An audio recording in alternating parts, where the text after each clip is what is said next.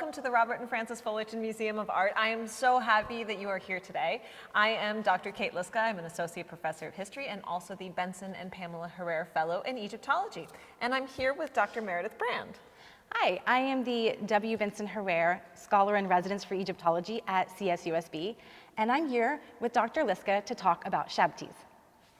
Shabtis are a very exciting artifact from ancient Egypt. They gave us so much information into religion, into the afterlife, but also into things like technology, labor, and economy.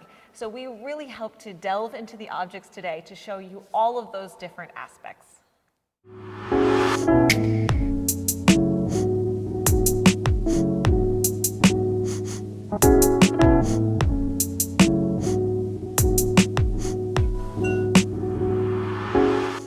So ancient Egyptians, when they died, they believed they would go to the afterlife. And as part of that journey, they would have a beautiful existence in the other world. But the afterlife was a lot like life on Earth, where you actually had to do things. You had to farm your fields, you had to still pay taxes to the government, you had to do your homework if you were in school. All of these things still needed to be done in the afterlife. But as you can imagine, a lot of people in the afterlife didn't want to spend all of their time doing all of this extra labor. They wanted to relax and have a nice time next to the lakes and with all the birds and the papyrus plants. And that's what you often see on their tomb walls with them doing. But yet the labor still needed to happen. So that's where our friends, the Shabtis, came in. This was a genius idea by the ancient Egyptians. These little statues, they would take the place of the deceased and they would stand up and do labor for them in the afterworld.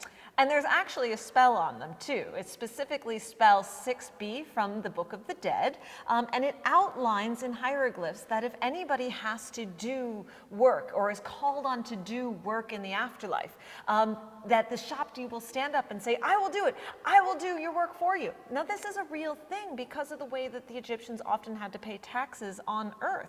One of the ways that the Egyptians would pay taxes to the government wasn't just with, money or even with things, it was with labor, through corvée labor. So it was often a standard practice for the government to call on you and say, hey, give us 1 month doing work at, the pyramids or something.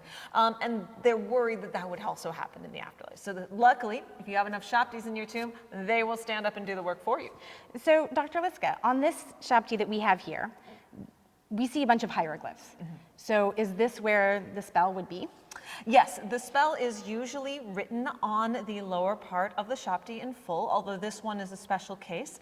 But sometimes these spells end up becoming so standard that they become abbreviated and assumed.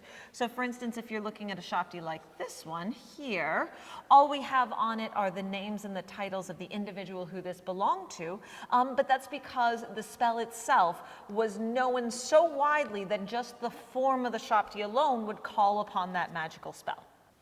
So by having the writing, it made sure that these Shabtis could come alive in the afterlife and magically stand up and, as Dr. Liszka showed, so enthusiastically take on the work of the deceased and make sure that the deceased had a wonderful afterlife free of stress and toil and hard labor and all the things that bothered them on Earth.